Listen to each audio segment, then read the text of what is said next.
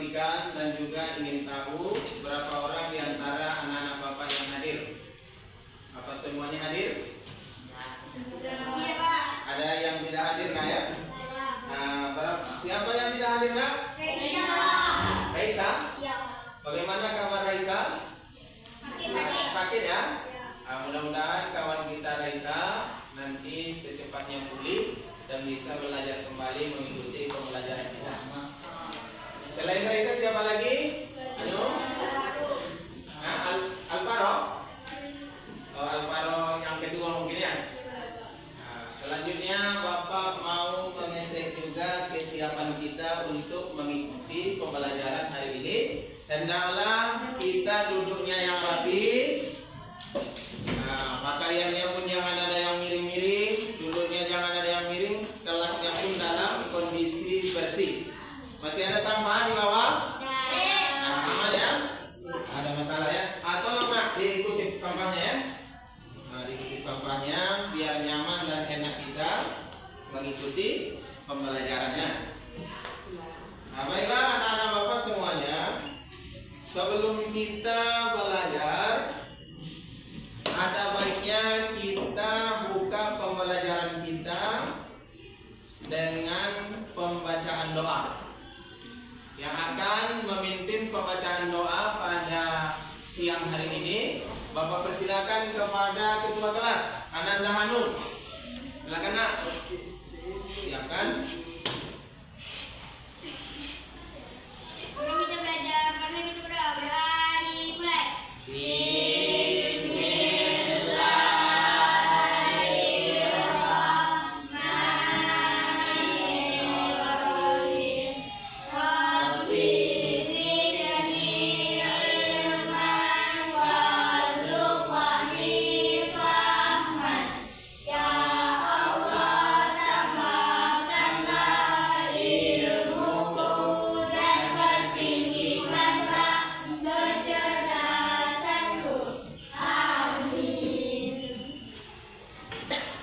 Terima kasih banyak kepada Ananda Hanum yang telah memimpin pembacaan doa sebelum kita belajar.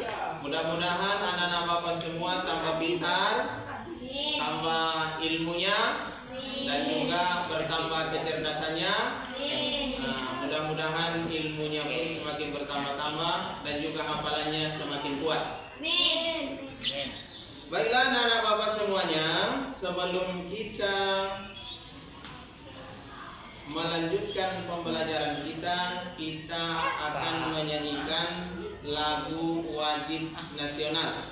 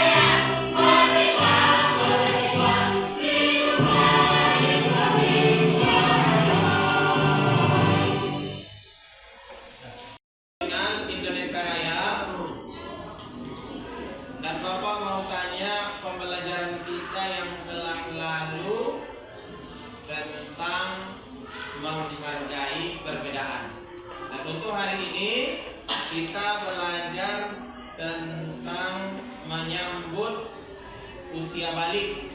Apa tadi nak? Menyambut usia balik. Siapa di antara anak bapak yang pernah mendengar kata balik? Pernah dengar? Nah, kira-kira Hanum apa itu balik? Dewasa ya, bukan terbalik ya. Udah dewasa sampai umurnya ya. Nah, pada siang hari ini kita belajar tentang menyambut usia balik. Apa tujuannya kita mempelajari tema menyambut usia balik? Tujuannya kita mempelajarinya yang pertama, coba Ananda Punita untuk membacakan apa tujuan pembelajaran kita hari ini. Apa ya? Coba nak dibacakan.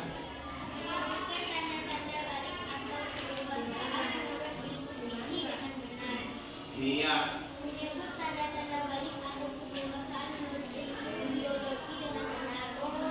Terus? Dah. Hari ini kita akan belajar tentang tanda-tanda balik dan juga kewajiban apa yang harus kita lakukan setelah kita nanti dewasa atau balik. Jadi untuk lebih jelasnya, di sini Bapak akan menampilkan apa itu balik. Nah, tadi secara singkat balik itu dewasa kata Hanung ya. Jadi untuk lebih detailnya silakan Ananda Lutfi untuk membacakan apa itu balik. Ada di depan ya. Nampak Lutfi? Nah, coba nak yang keras suaranya. Biar terdengar ya.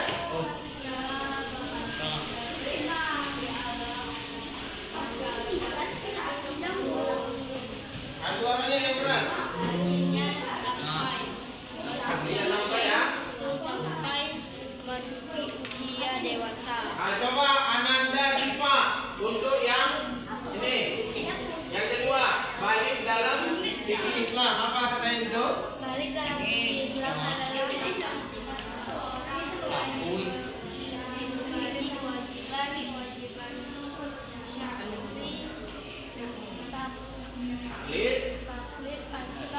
Bebas hukum disebut mukallaf. Coba Ananda Ilarami untuk yang ketiga.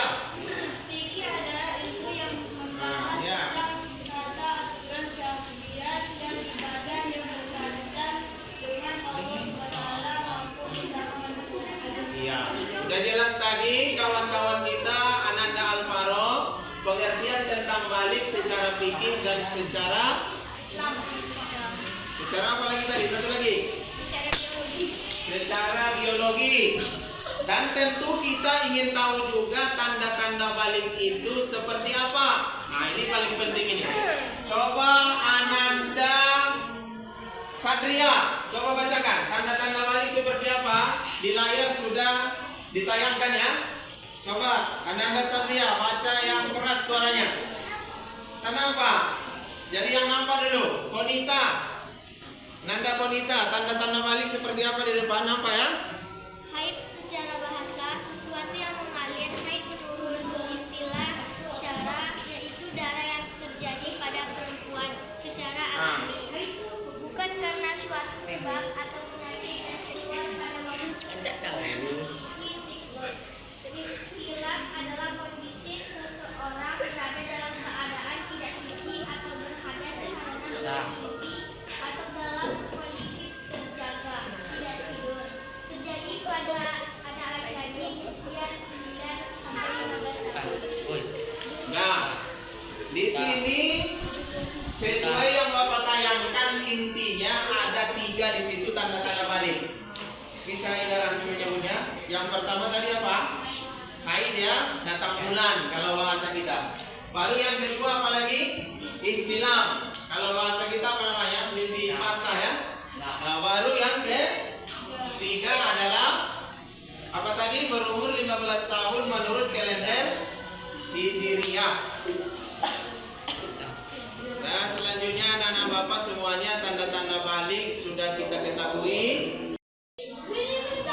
Baiklah anak-anak Bapak semuanya, tadi kita sudah mempelajari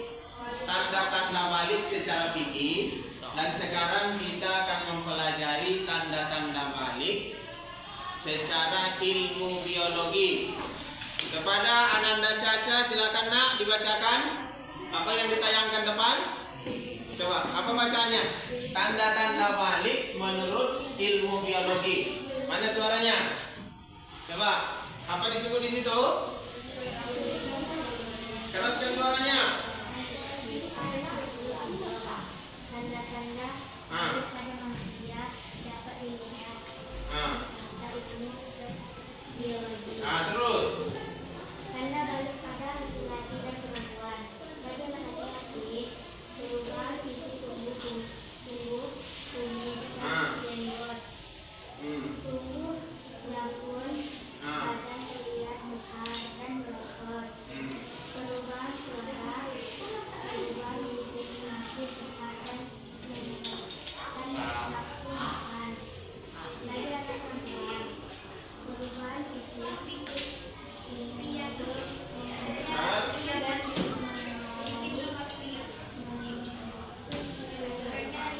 Masih yang keras suaranya.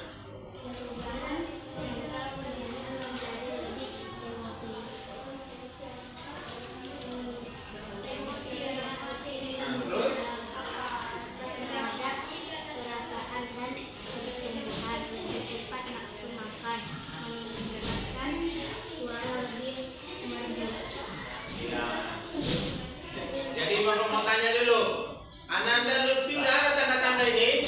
Katanya di sini tumbuh kumisnya. Berapa dulu kumisnya ada nggak? Atau jenggotnya udah panjang pula 1 meter? Nah, Ada Pak, atau berapa dulu? Jangkungnya mungkin nah. Nah, ototnya udah kekar atau kemana ya? Jadi tanda-tanda balik itu tadi secara ilmu biologi udah sama-sama kita dengarkan.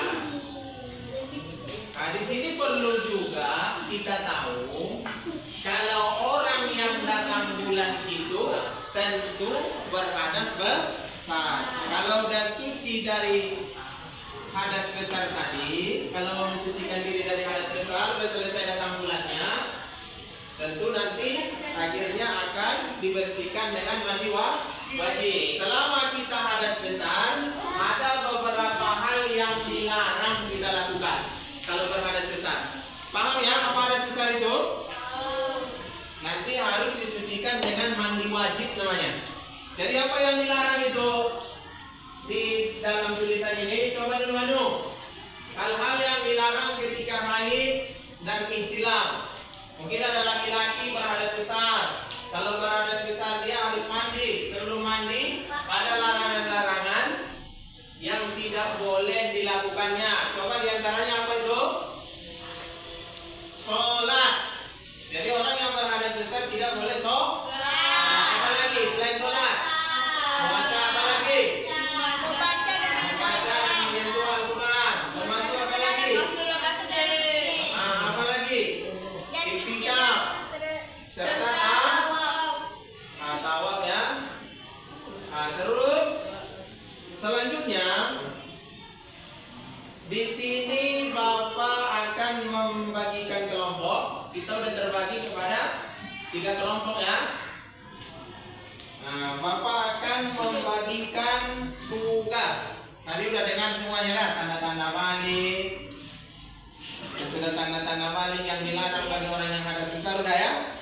Nah, coba Ananda buat dulu. Di sini ada ya. Nah, coba dulu bertiga diskusi bagaimana apa isiannya nih. Nah, apa isiannya? Nah, coba dari ya bertiga ya. Nah, diskusi. Nah, coba siapa komandannya nih? Ketuanya. Nah, Cahaya ya. Nah, ambillah satu. Pinjam di pena dulu satu. Nah, udah. Tulis nanti di sini. Dari situ ya. Nah, Bapak berikan waktu. Nah, tulis siapa-siapa yang ada dalam kelompok. Kelompok 1. Ini kelompok 1 ya. Kelompok 2. Kelompok 3. Nah, coba buat namanya situ.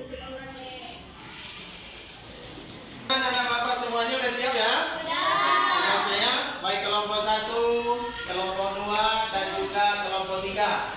Dan Bapak harapkan ada salah satu selaku perwakilan dari setiap kelompok untuk mempresentasikan tentang hasil kerja kelompoknya.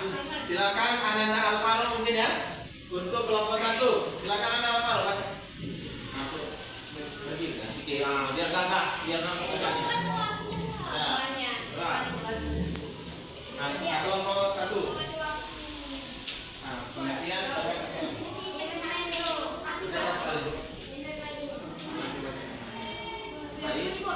Baik secara bahasa sesuatu yang mengalir.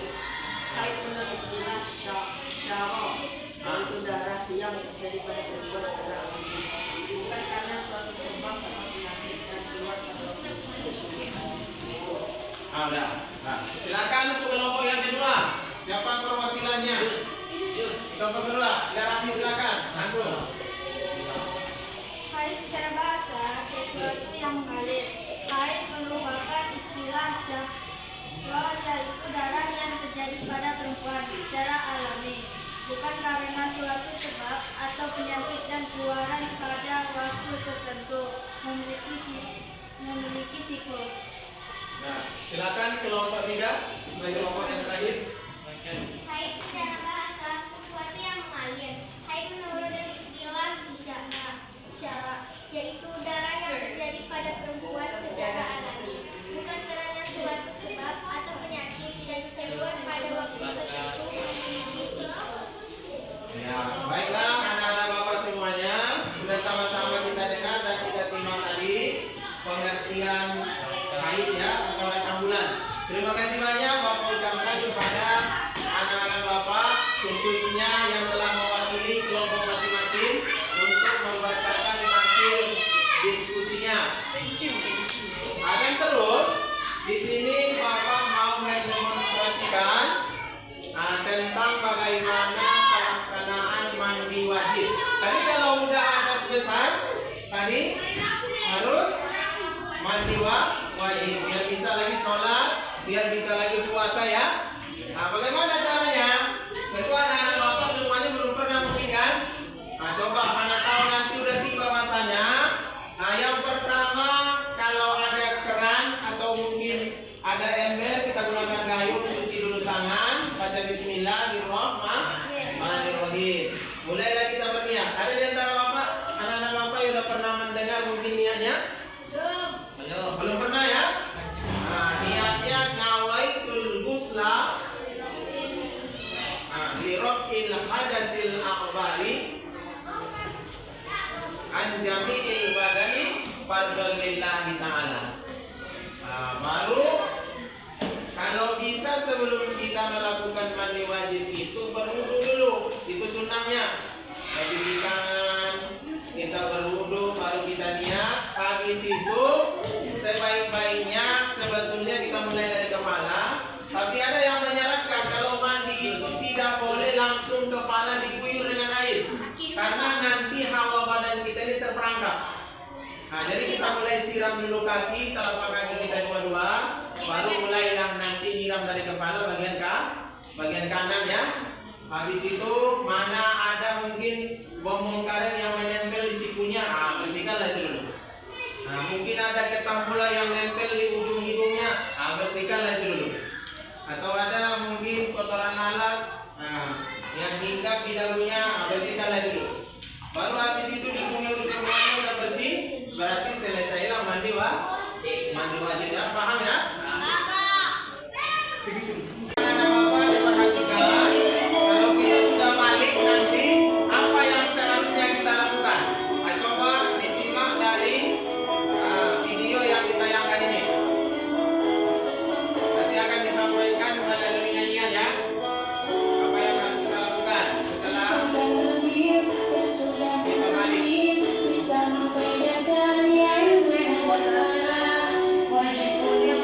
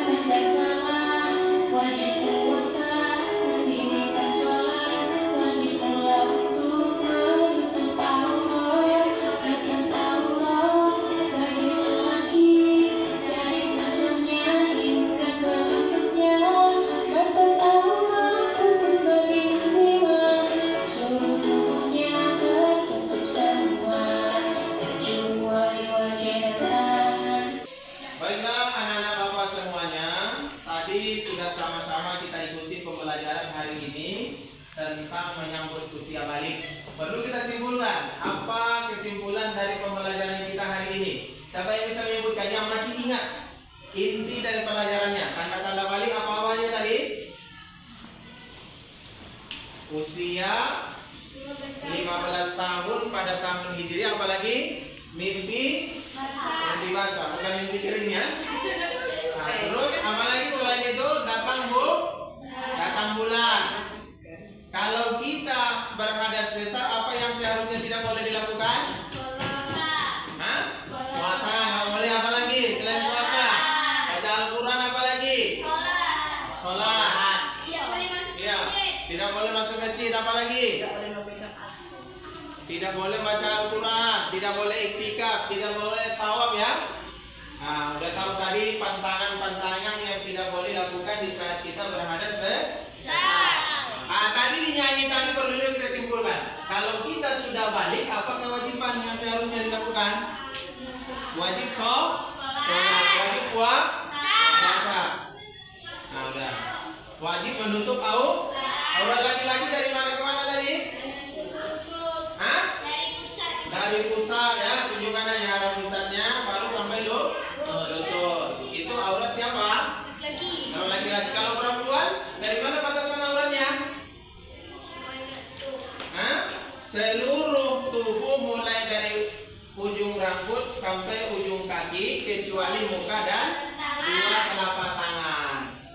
Sebelum kita tutup, Bapak menyampaikan untuk pembelajaran kita ke depan, kita belajar tentang sejarah hijrahnya Rasulullah ke kota Madinah. Dan di sini Bapak ucapkan terima kasih banyak atas perhatian anak-anak Bapak semuanya. Syukron ala ihtimamikum. Dan juga kita tutup pembelajaran kita hari ini dengan doa kafarah majlis. Subhanallah wa bihamdi. Subhanallah wa